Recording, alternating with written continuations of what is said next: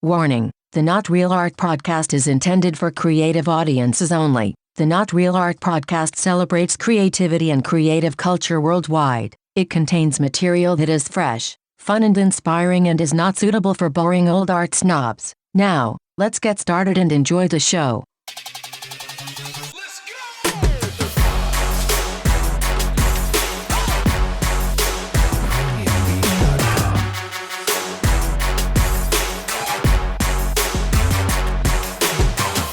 Greetings and salutations, my fellow artists.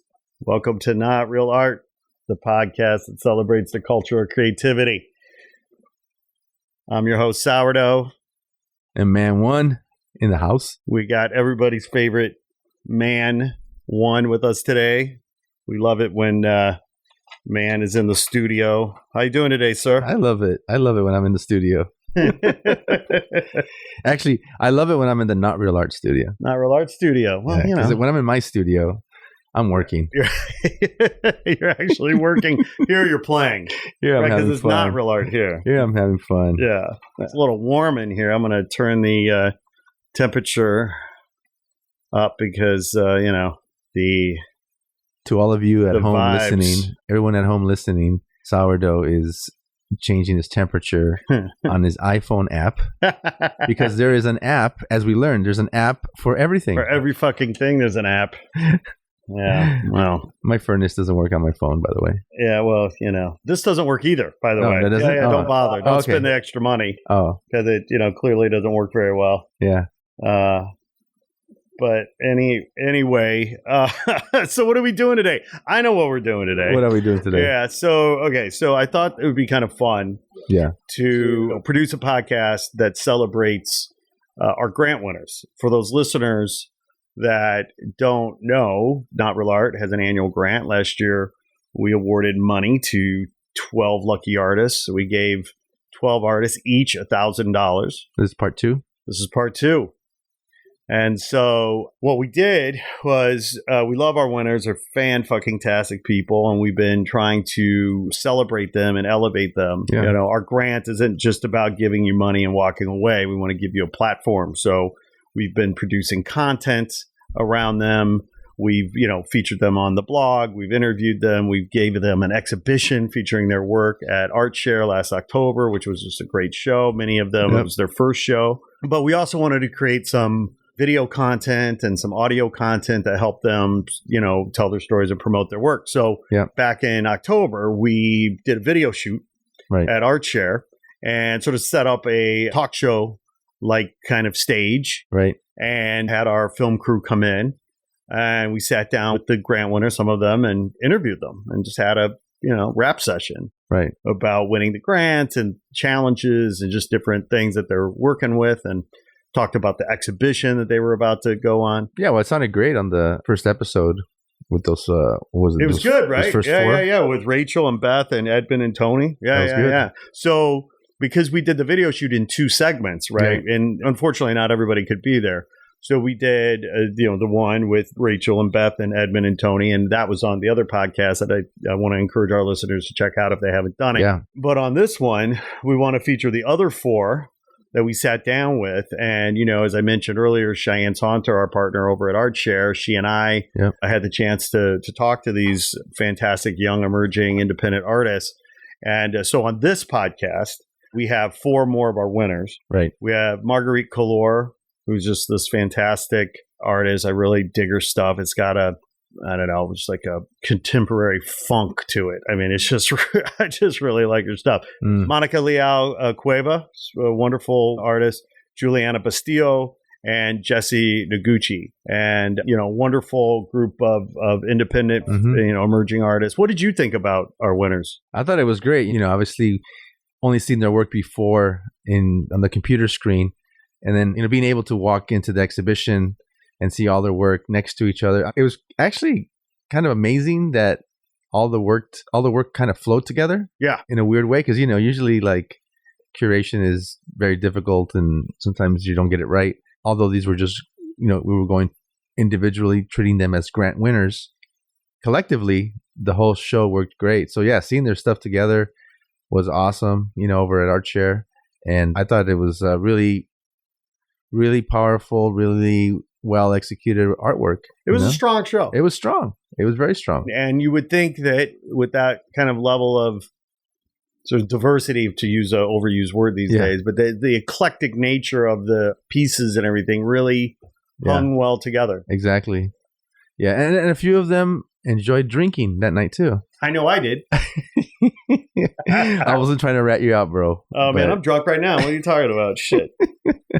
So that enhanced the atmosphere. Yeah. But no, it was a really good show. I was really happy with the way it turned out and the look and a great turnout. Great turnout. Great turnout. And, I was just so thrilled for the artists. Yeah. They're so hungry. They're so ambitious, working hard, but they're leading with their heart. They have high integrity about their work and what they're doing. Mm-hmm. And for some of them, this was their first show ever. Exactly. Right? Yeah. What a way to enter the art world. Yeah. And so I was proud from a, Not Real Art Crew West Studio perspective, because our whole mission is about, celebrating and elevating artists, helping artists, empowering artists, giving them a platform to tell their stories and promote their work. So the grant is part of that, but these other programs, the exhibition, what have you, further to, work harder for us to help pay that off. Yeah. And that's what this podcast is about too, because we did this video shoot and the video will release later and everything. But I thought, let's just release the audio now so people can hear from these artists and hear their stories. Right. And let's turn it into a podcast. So I said, let's do that. And so without further ado, why don't we get this show on the road and get the audio going? And, like I said, we got Marguerite, we got Monica, we got Juliana, we got Jessie. I think one of them was really stoned that day, by the way, I do have to say. Actually, I know for a fact somebody was really stoned that day, but I'm not going to name names, but it is pretty funny. It may be the one that you don't hear a lot from. When you point your finger, 4 more are pointing right back at you. Right. Oh, no, I talked a lot, but was I high? You decide. But without further ado, let's hear from Marguerite, Monica, Juliana, and Jessie. Right on. Hit it.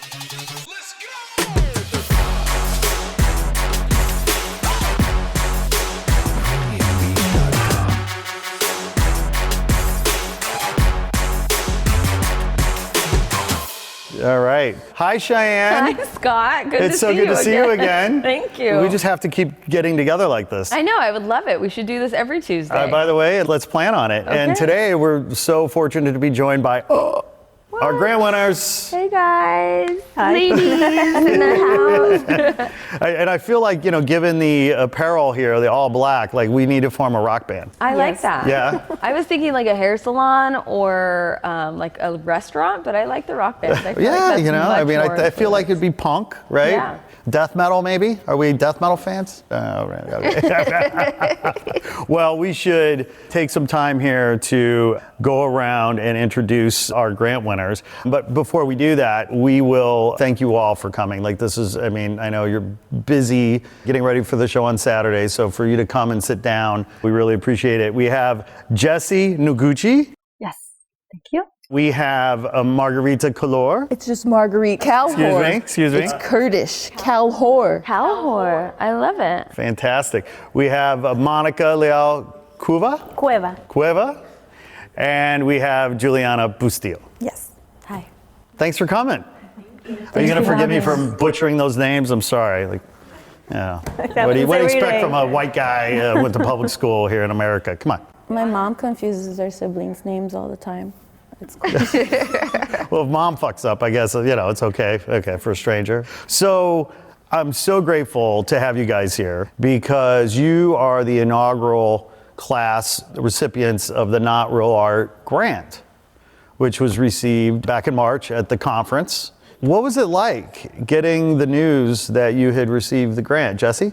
I was like, oh my God, I just started painting probably less than 2 years ago. Mm-hmm. So I felt like I've been seen, I've been heard, and totally approved. So I was very excited. That's fantastic. Is this your first grant that you've applied for? Yeah. Nice. We love that. Marguerite, what was it like? I was pretty stoked. Yeah, Got that email. Cha-ching! Yes. I had applied to a bunch of things and hadn't really heard back from anyone, and then I heard back from this, and I was pretty happy about it. Right on. Monica? I was pretty surprised because I applied like the last hour of the last day, and I was in Just in Puerto under the Rico. wire. Yeah, I was in Puerto Rico with my parents when I applied. And I was just like, okay, I got the email, there's this chance, let's just do it. And I did it, and I really didn't think it was gonna work. And then I got the email while I was at work, and it was really, really great because I had just been sort of put down by someone in the industry. And so to get this and be like, yep, and then label not real art. Fuck the establishment. Yeah. You know what I mean? we, that's what Not Real Art is all about. Right. I mean, that's, So, what was it like? I opened the email and I was just like, oh shit. And I was like, it's $1,000. And the first thing I was just like, what do I need? What am I gonna buy? I was thinking of like the canvases and everything. So what did you end up buying? I bought a bunch of stuff. Actually, like one of the paintings in the show, the biggest one, I was able to do a big painting because of the money. So like that painting pretty much got funded by the grant. Oh, that's fantastic. That's great. Jessie, what'd you do with the money? Did you go to Vegas? What'd you? No, but I took honestly, I took my mom to be here. Oh, that's beautiful. that's But great. I was supposed to buy material, right? It's awesome. Well, but Yeah, I took her here and then, show around. And she helped me to hang my paintings. So well, I think Great, that's beautiful. I mean, I think the parlance or the way we talk about this stuff, it's like, well, these grants are meant to further the practice of these artists, and that word practice. I mean, that's defined by the artist, and if that means you want your family nearby, then God damn it, that's how you should use the money. The needs that emerging artists have are they're intangible, they're tangible, they're everything from rent to food on the table, to going out to eat, treating yourself, to getting a new pair of shoes, to getting canvas. I mean, the needs are life. Yes. And to be able to get $1,000 of free money, so you don't owe us anything. You don't have to learn to do a back bend or a walkover for us. It's free money for you to do what you want. No strings attached. No strings attached. I think that's what I was just telling everybody. Was like, guys, I didn't ask for anything. I didn't even give them a painting, guys. They just gave me $1,000, and it was great. But yeah, a lot of art materials. And I remember I actually took out a school loan because I actually went to painting school. I have a bachelor's painting and drawing, and that was $500 took care of like a third of it, and I was just like, oh shit. Oh, that's amazing. So the Not Real Art Grant is our first foray into the grant game. So you have to educate me a little bit. Do grants typically come, and Cheyenne, I know you have a lot of experience in this, do grants typically come with strings attached? Kind of. Yeah? I think of residencies a lot, where you have to dedicate this either it's a whole year, and then you have to go to meetings, you have to put in time, you have to meet all these people, you have to go to all these events, and you're just kind of damn man, was it really worth it? Sometimes. Yeah, and sometimes they're giving you, let's say, $5,000, but the amount of time you're putting in, it starts to not balance. Or sometimes it kind of screws with you because you're kind of man, we really don't share the same values here. What the hell is going on? That's a good point. That's the one that gets to me sometimes, and I'm just kind of never mind, I'm just going to mind my own business. Well, this is a really powerful point, actually, because I just wonder to what extent these grants are truly artist-centric. I mean, are the grants meant to be more sort of self-serving? I don't know. I'm just asking the question. I know our motivation from day one was all about celebrating and elevating you, the artist, and helping to empower your work and your career, however you define it. I couldn't imagine putting strings, attaching strings to the grant. Yeah, imagine having to be nice to someone you don't like. You're just fuck, man. My wife does it every day. Yeah, I'm wondering if that's what you're doing to us, Juliana. No, I'm not. Exactly. I've actually been coming back. I've done a bunch of stuff with Art Yeah, Shirley. Juliana's hung with us twice already, and this will be her third show. And her first show, she sold one of her highest priced pieces. Is that right? No, not the highest priced pieces. The first show that I was here, one of the, oh my God, I forgot his name. I feel so bad. But I think he's one of the board of directors at Art Chalet, bought the painting. Oh, great. DJ Sandler. Yes, thank you. But yeah, that was like it was the first time I actually sold a painting too. And to know that it was like I was like, oh my God, it's like Art Chalet bought the painting. Thanks, guys. That's awesome. Yeah, I mean, it's so tough to be an artist anyway. Why make it tougher? The grant should not make it tougher. The grant should make it easier to be an artist. But the grantor is looking for something, right? They're Sure. going to give some money and they want their name to be Yep. elevated. Yep. And they want to make sure that their money is doing something. Right. So that doing something can be translated in a piece of work or some sort of numbers, like I was able to paint this many times because of your money. So they're looking for quantifiable numbers so that they can justify the need and the want to give money over and over. And they don't want to just throw it away. They want to make sure that there's a value added. Yes. But I think where they go wrong is the value added becomes counterintuitive to what they're doing, and they're looking at the numbers in the spreadsheets more than they're getting to know the artist and kind of what they're trying to convey. Right. Where's the humanity? I know. Damn them. That's what we need. So what are the more coveted art grants out there? Yeah, do you guys apply for grants often? I don't. I've never. Okay, yeah, that's I right. haven't. You're Yeah. a virgin for First us. time. I mean, I've heard of like residencies, you know, like as a painter, you hear about like the Joan Mitchell grant, and you're just like, oh my God, like if I get that one day, I'm in. I did it. That means like I did something. And then you hear about like those big names, you know, like Rauschenberg one, and you're just like, oh my God. That one sounds amazing because, you know, like what he stands for. But then at the same time, you're like, why am I so into this? Like, what the fuck?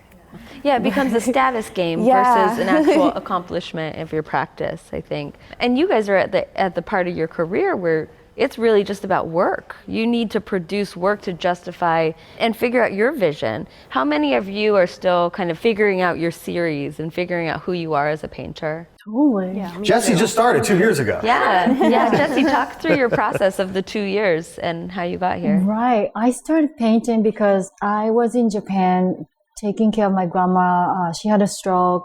And then she told me, you are the one like who always dream about what you want to do, even you are in the coffin, you know, in the grave, you know. So I'm always dream about it, but not doing anything. So she said, you know, just express yourself and then show it to the world. So, okay, I don't have any education, art education. So, but I just started, but painting is probably the one of the easiest. You know, you need a paper or a canvas and just do whatever. So I did abstract and then later digital. So I can't just stick on in one style. So I feel bad about it. Like, okay, I feel like who am I? You know, digital artist, but when I do digital, doesn't seem like a real art. So also abstract makes me really happy, but I don't know what I'm doing. So I'm always like questioning myself. So And I think because you're at the beginning stages of your career and the ability to kind of find the inner voice and express yourself onto canvas, I think it's okay to dabble and do a lot of different mediums. I think that's what you would have done in school, right? Like you would have taken a digital class, you would have taken a abstract class, theory. So you're doing that on your own time, maybe? yeah, And that's your right. voice. Yeah, Well, it's finding your voice, right? Like Right, that's what exactly. you're searching for, right? exactly. Oh, I can do this, and then let's try this, and I feel more comfortable with this. So like, you know, each time I questioning myself, discovering, and I know what I'm comfortable with, you know, I figured out what I want to challenge to. So kind of like little by little, I know who I want to be. Yeah, you're refining Yeah. it. How about you? You're moving a lot. You have something to say. I'm kind of stuck right now. Yeah. Work-wise, I've been probably making art seriously since I was, you know, in my teens. And Such an old lady. I am an old lady. Yeah. A whopping 25. I know. 32. You look amazing for your age. Thanks.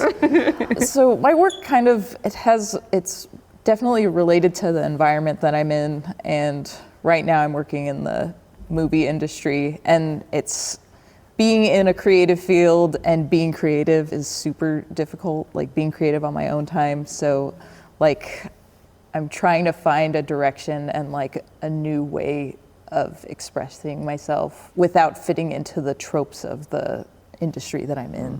Are you finding yourself creatively exhausted when you come home? But every so often there will be a wacky moment where I'll just want to spew something out on a piece of paper or make a wacky video about it, and it happens. Love it. Monica, do you have anything to add to that? Finding your voice? I think right now is the closest I've been to being myself, feeling comfortable doing what I'm doing. It took me a while. I started maybe like 5 or 6 years ago. And I started with collage and then mixed media, and then I moved into photography and digital compositions. And I feel comfortable with what I'm doing. I used to be very self-conscious, especially about the subject matter. But right now, with everything that's happening and the fact that I'm able to do this every week, because every weekend I get to work on my stuff, then I'm good. I love that word, comfortable. Yeah. You don't hear that from artists very often. Yeah. And we were talking about this in the last show, that artists and humans, we're very self-critical, and we love to second guess ourselves and second guess our work. So in order to feel comfortable, have you guys felt comfortable in your creation? Does that word resonate with you? Yeah, like for me, I have like my studio. That's my comfort zone. I go in there and like, it's mine. Nothing is going to happen there that I don't allow it to happen. And you just kind of control time, and it's just nice. You know, you go in there, and when you get those moments when you find yourself working, and then you kind of zone out, and then you like come back and you're like, oh my God, it's been like 3 hours. That's when you're like, okay, it's good. Can I add? Yeah, please. But I feel like I need to suffer. I feel that if I don't suffer, I feel a little guilty. I don't know. It's always like a balance. Yeah, I often tell at ArtShare we work with a lot of performers, and right before they go on stage, I see them do their rituals of pacing or panicking, and I kind of feel like it's okay to have a certain level of panic because then you put it all out there. And I feel like sometimes when I'm performing or doing something that's creative, if I'm not nervous the day before, then it's gonna suck. 100%. Right? 100%. Like you have to kind of. I've been explaining that to my daughter because she's starting to perform now at 7. You know, she loves she studies theater and what have you. And she was telling me before her performance the other day, like that she was nervous and she was scared. And I said, that's a good thing. You know? Embrace it. Yeah. If that feeling goes away, then you're in the wrong place. That's right. That's right. Well, you know, being an artist it's sort of a blessing and a curse, right? Because on a certain level, it's a calling. Like, I don't know that it's a choice. I mean, did you have a choice? Could you have been an engineer, an accountant? I'm like, probably. Probably. You'd be anything you want to be. Yeah, but this was just kind of like, I can't help it. But there are things about being an artist, being a professional artist, right, that we must do that has nothing to do with being creative.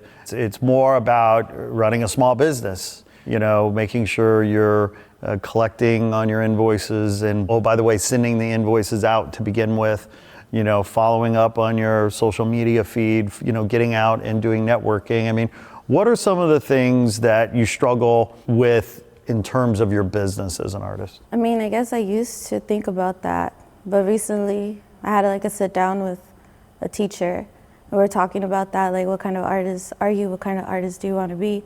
And I was like, well, I don't want to do the business side. And he was like, well, there's 2 kinds of artists. There's like that, what is it, like the scholar? You know, you go to school, you do these things, you go to grad school, you teach, you're about the institution, like you can have your say about it, but in order for you to change it, you kind of have to participate and play the game.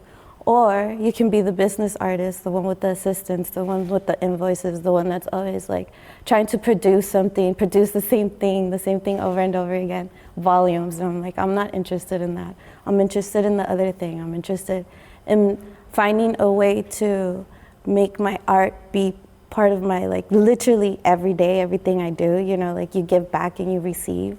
Through that, you know, like if you teach, you get to meet other artists. You kind of like stay in the game. I feel like there's also another type of artist, wouldn't be a professional one, I guess, but it's the one that just creates and doesn't really get out there too much. Mm-hmm. It's just he or she just does it for themselves. Yes. And there's many of those. And then eventually, sometimes, someone discovers them and they get to be someone, but that's another option. Is it possible to be a professional artist and not be paid for your art? I guess by definition, you wouldn't be a professional artist, but I think you have to really ask yourself, what is it that you want to do? Do you want to, because I do that, I ask myself, do I want to be in this game that can maybe sometimes cut through your soul, or do you want to just keep doing what you're doing?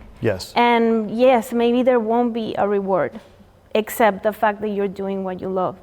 So I feel like we shouldn't be confusing being an artist with getting paid or getting some sort of reward, because being an artist is just doing what you want to do. Yes. So yeah, the rest is like added bonus. You're right.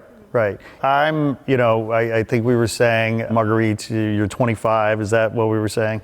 I'm 86. Okay. I'm not. I'm 49, right? So I remember back, in the 80s, 90s, what have you, there was a real wall between fine art and commercial art, right? There's like a brick wall. And over the last 25, 30 years, I've seen that wall erode away, primarily because of technology. So there's this blurring of, where does fine art start and stop and commercial art start and stop. Monica, I take your point, because I know so many amazing artists who have full-time jobs doing other things, and they come home and work in their studio at home, in their garage, building beautiful things, creating beautiful things, and they don't have one iota of interest to monetize that. It's for their soul, it's for their therapy, it's for their own edification. And so I take your point. I think that's right. Yeah, I believe so. These are things that I think everybody should ask themselves. Yes. You can fall, there's people that know how to manage themselves really well. They know how to network, they know how to handle money. They can do that. And then there's others that they're not good at that, and they force themselves to be in that game. And so you can have what you want, but you have to be clear about what you want. Determining what you want. Exactly. Knowing what you want. Yeah. What do you want, Monica? I'm still determining that, but I'm not really stressed out about it. I know that it's very unlikely to be one of the lucky ones that really get to live off of their art only. Yes. And so I know that, but that doesn't stress me out. All I want to do is to have the means to keep continuing doing the artwork. I'll find a way to put it out into the world, whether it's through social media only, or whether it's to find opportunities like this one or shows somewhere else. I'll find a way, but I think my main concern is to be able to keep doing what I'm doing, That's what I want for the moment. Yes. Yeah. So it's interesting because there's a fine line between success and being able to be successful. So if your work is not that great, but you're really good at marketing, getting yourself out there and talking to the right people and networking and knowing the right people, they're finding success. Does that bother you at all, saying what you just said? I think it used to. You see things out there that you don't consider that maybe they're worthy of all that success, but at the same time, who are you to say that? Like, who are you to say what's worth it and what's not? There's so much work out there, especially with Instagram. And people love it. People love the best and the worst. There's audience for everyone. So I think it used to bother me, but not anymore. It's all about what I really want to do. If I want to get good at marketing, then I'll learn how to be good at marketing, and if I enjoy it, I might do it. But I personally don't like it. So it's almost like, I would rather be out there taking photos and spending my time doing that than devoting myself to how to promote certain things. I may change my mind, by the way, but okay. right now that's my mentality. No, you cannot. I'm sorry. This is it. Yeah. It's on tape. The whole world knows. Erase. Yeah. Marguerite, you talked a little bit about some of the challenges you have because you work in the movie business, right? And entertainment here in Hollywood. You're an artist as well. So it sounds like you have, you sort of probably pay the bills with your gig, and then you have the art as sort of, therapy and spiritual food, what have you. Talk a little bit about the challenge, because you were saying that sometimes it's hard being working in the creative industries and then being an artist. Well, before I moved down here, I went to UC Santa Cruz for grad school, and it seems like the academic environment was it was a better environment for me to work in, and I was way more prolific than this other life that I have. So, yeah, I'm tired. It's almost like it's hard to be creative, it's hard to be productive artistically if you're physically exhausted, mentally exhausted. And I'm using the email skills that you learn in grad school, because grad school is a really great place to learn how to write an email. For $100,000? So I'm able to use my brain in a way that I never thought I could before, but that kind of is killing the creative side of my brain. So I don't know what There's a lot there to unpack. I wish we had more time, because there's a lot going on with Marguerite.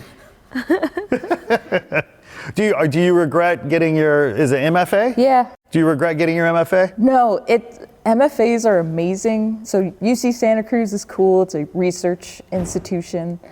And got my BA in art practice. So it doesn't really teach you how to hone any technical skills. It kind of teaches you how to be a better person and analyze the world in a totally different way. Mm-hmm. And then going back in the workforce, you're kind of analyzing everyone that you're working with. But you're pretty lucky, because a lot of artists don't have jobs in the creative field, right? They have to do a 9-to-5 job Monday through Friday that doesn't connect to their creation. And I think with ArtShare and the artists that I get to meet, they're all emerging, they're all kind of up and coming, and they're trying to figure out how to not let their creativity die in those jobs. And I'm always telling them, look for a job that will see your creativity as a benefit, as something that will add to it. So do you feel that you're tapping into different parts of your creativity that you wouldn't if you were just doing art on your own or in your own studio? And what do you do? I'm a puppeteer. This is great. Good to know. But I work in the office sometimes at this puppet place. I'm understanding more big picture kind of things than minutia of a series of work.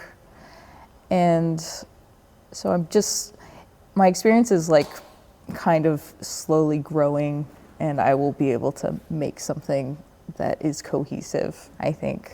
But for now, it's just doodles and small sketchy moments. Small sketchy moments. Yes. I'm just letting that hang for a minute, because that's poetic, actually, I think.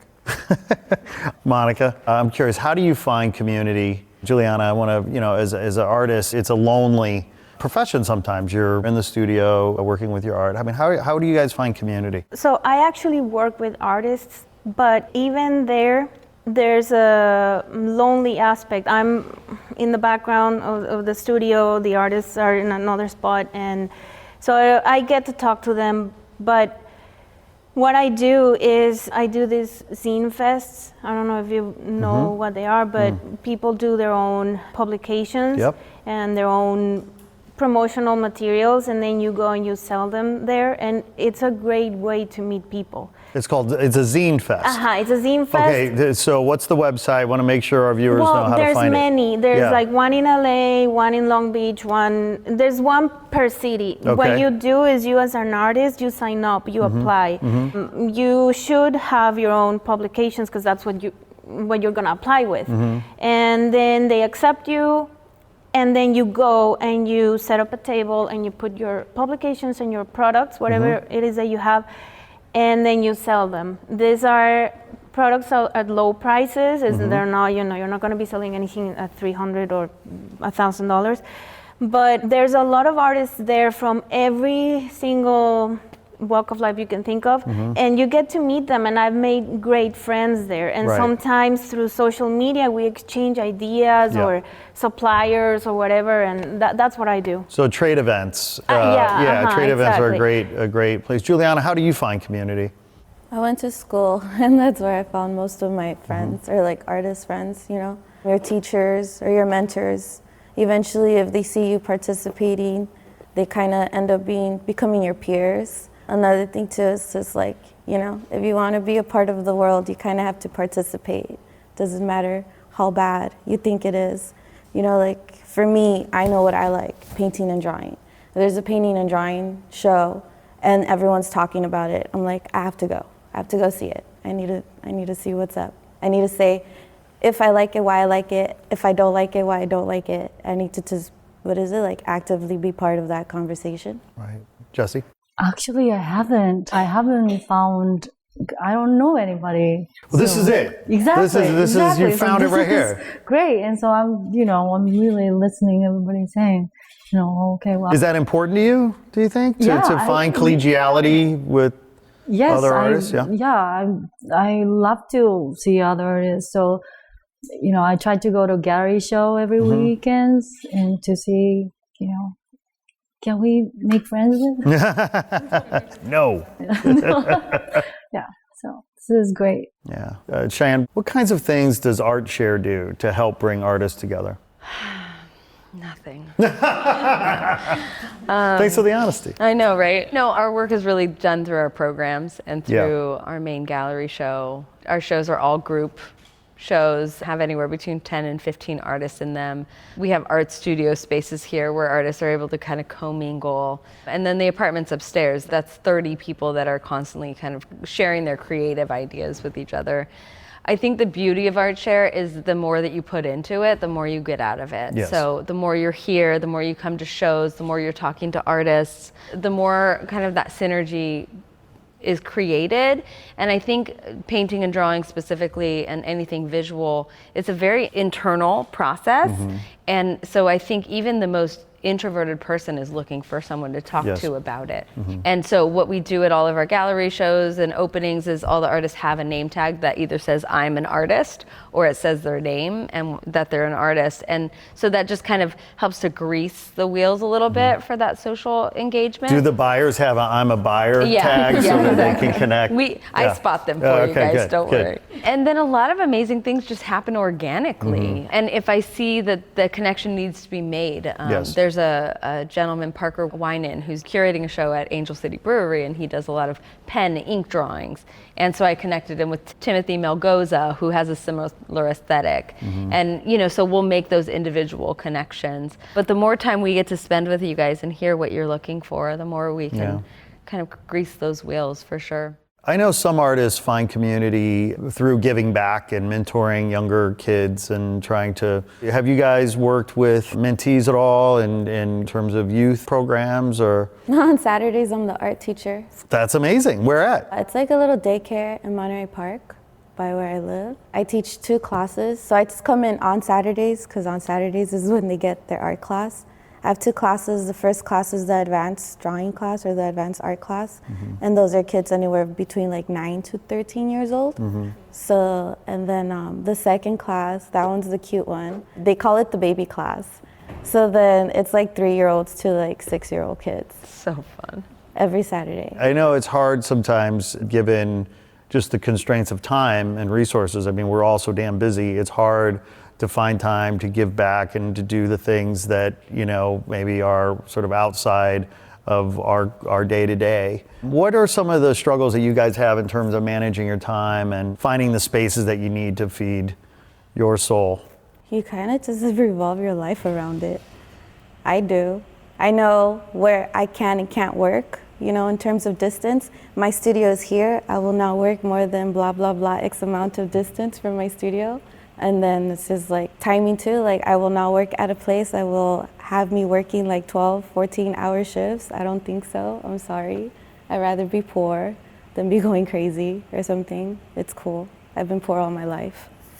And then, it's just like little things. And it's funny because I think when I first started doing this or like trying to live as an artist, I saw it a lot as like sacrifices. Like I'm sacrificing a brand new car, I'm sacrificing an apartment, I'm sacrificing a trip to Europe. And then at the same time, I've realized that if I'm not working like something for myself, which is like a painting or a drawing, no matter how stupid it is, like I'm in such a bad mood. Like it's not healthy for me anyways, because it's just become an integral part, you know? It's kind of like my little way of like praying every night or something like that. But yeah. Marguerite, how do you take care of yourself? I don't. Honest answer. Most I have of us 2 don't. cats. You have cats? Yeah, I take care of them and I feel good. Do they about walk on your back and give you cat massages? Yeah, I kind of make sure that no work happens on Saturday and Sunday, but sometimes I let that slide. And usually I'm binging on videos and drawing, I guess, or plotting. So we have a show coming up Saturday, the Not Real Art exhibition. How are you guys feeling about the show? I'm pretty excited. Yeah? Yeah, this is the first time I invite people to. First time you Yes. invited people. Yeah. This is a to a new milestone show. moment. I'm so proud of Yeah, you. yeah. And this is a new body of work for you, Monica. Yes, it's the first time I show this work in the way that I wanted to show it. So, and the grant was key player into having that done. Great. Yeah, yeah. This Yeah. is like a big, well, thank you for promoting the show. Yes. Yeah. I think our turnout's going to be good. Yeah, I do too. I think Monica's work, so she's hung with us before and she showed a series of Loteria cards, but with a little flair to them, a little kind of tongue-in-cheek feminist hit to all of them. I love them.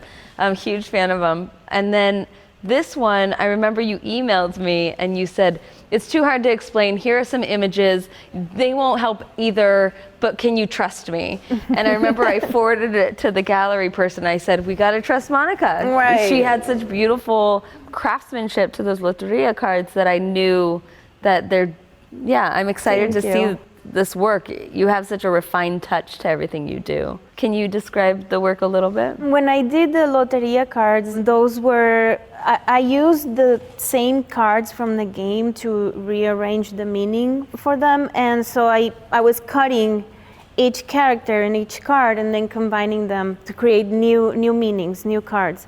For this work that I have now, I've been photographing goats and sheep all over California and abandoned places, homes, cars, abandoned objects. And so I'm doing sort of like the same type of cutting and pasting, just digitally.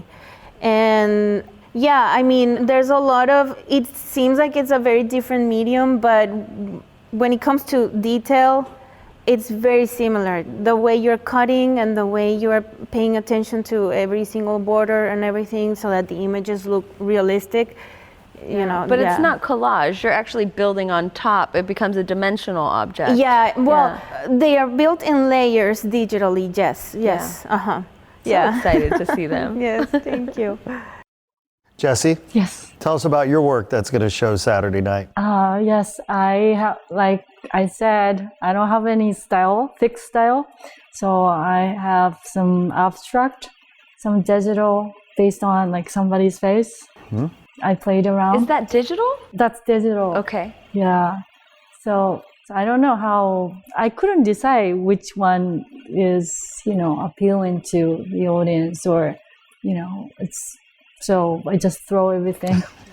I think it'll be good for you, Jessie, to see how people are responding to your work. It might help. And even, talk to your colleague that are hanging with you. Yeah, They might have some comments or...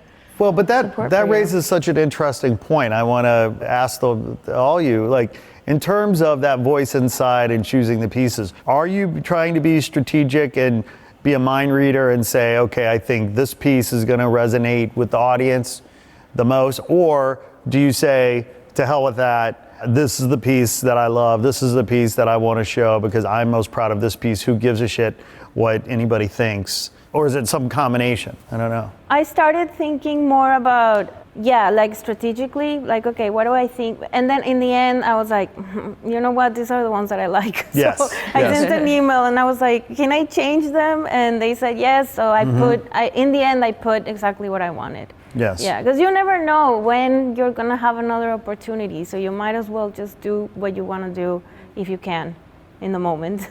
Right. For me, I just think of presentation, kind of like how do I want to present myself to these people? Like what do I want them to take out of this? Mm-hmm. And it's kind of like you kind of have to have some sense of pride to it, you Right. know? So then you're not really thinking like what do they like, or Yeah. you're not really thinking this one is my favorite one, because I can tell you right now I have like those couple of like pieces that I'm like I love it, but no one's ever gonna see it. Like, So, but in Marguerite, I mean, you can weigh in here. Like, I'm curious, to what extent does story and the idea of story play into your work? Like the story you're trying to tell, do you think of your work in terms of story?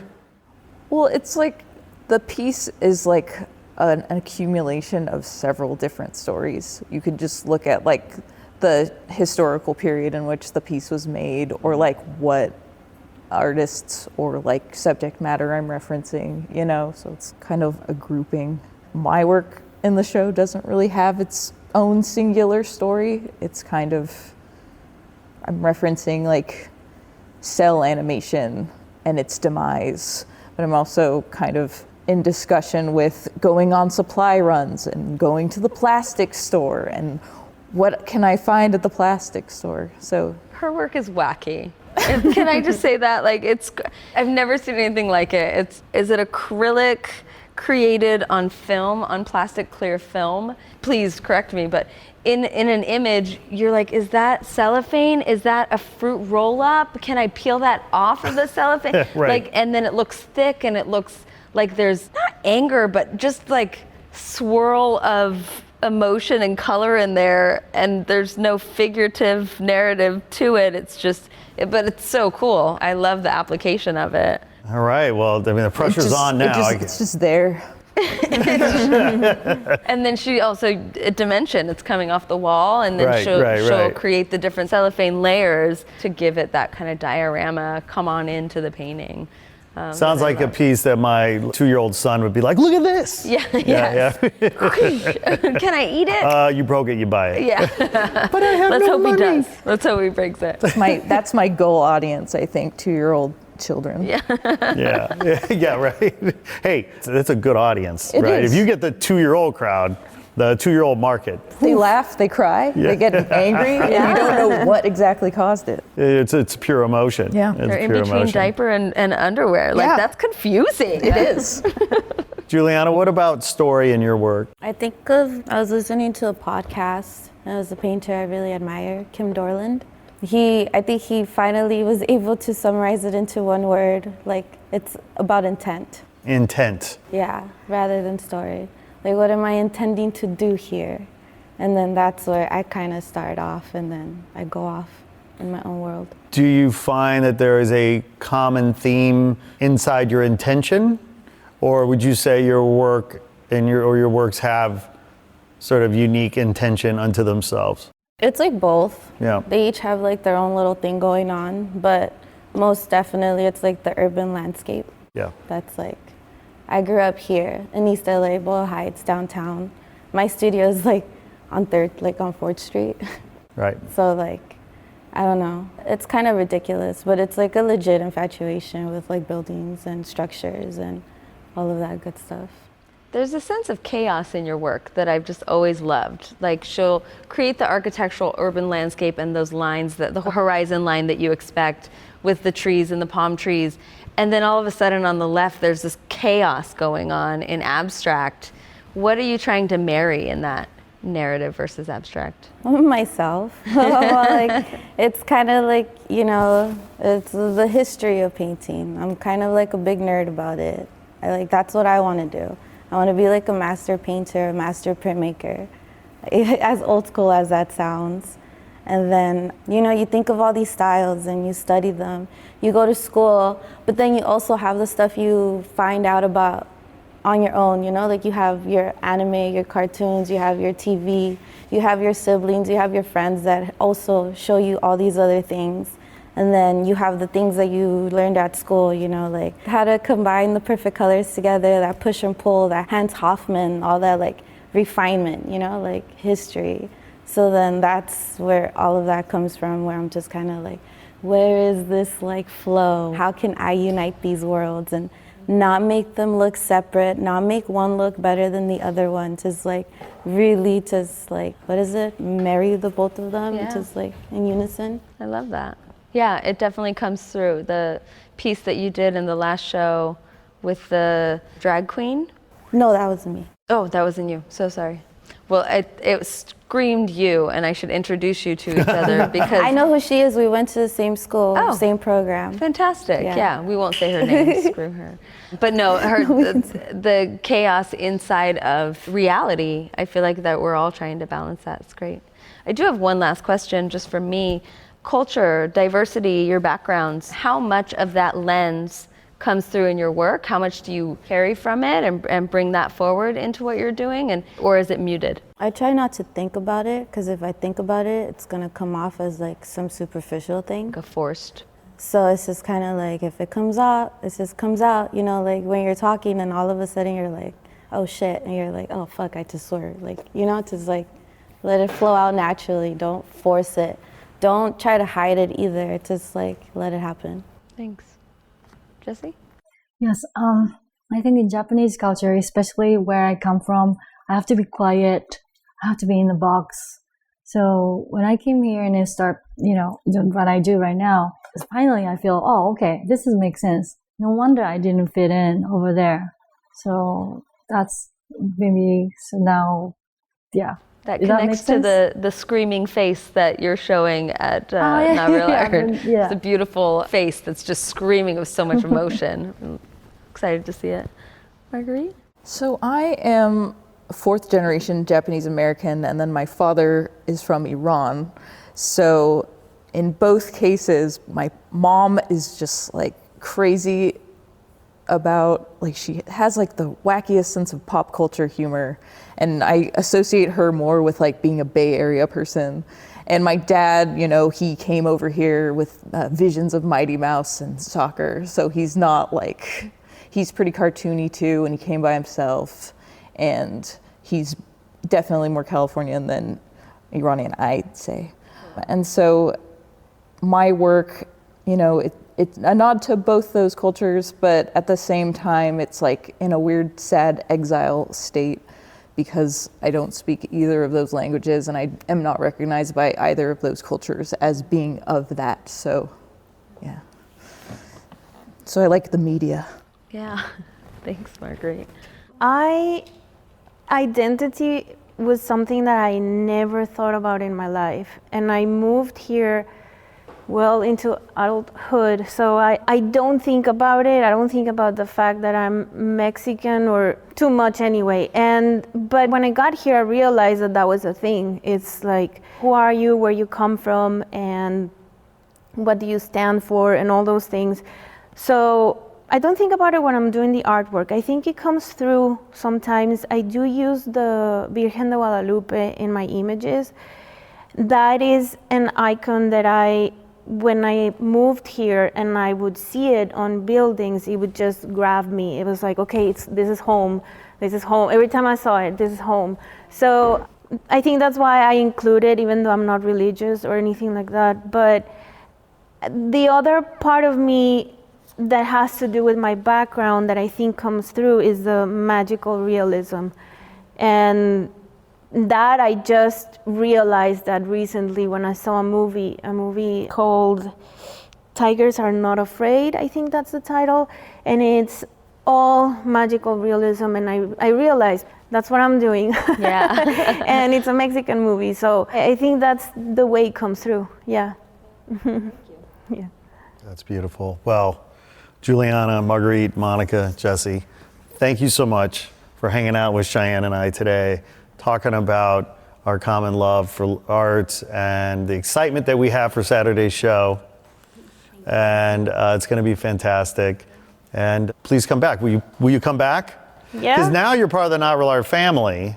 And I'm sort of debating, like, do the winners from year one become the judges for year two? Like, you know what I mean? Like, it's kind of interesting, different ideas. I like that. Do you guys want to judge? You want to judge? Of course. Yeah. I'll take the names off. It would have to be a silent or Yeah, right, okay. Yeah, all right, yeah. all right, Secret all right. ballot. We'll figure all that yeah. out. But, well, See you on Saturday. Thank Yeah. you. See you, Cheers. ladies. For having us. Hey there, thanks for tuning in. Please be sure to like this episode and share it with your friends on social. And if you haven't already done so, please be sure to press subscribe and follow us on IG at Not Real Art Official. We appreciate the support. Sourdough out.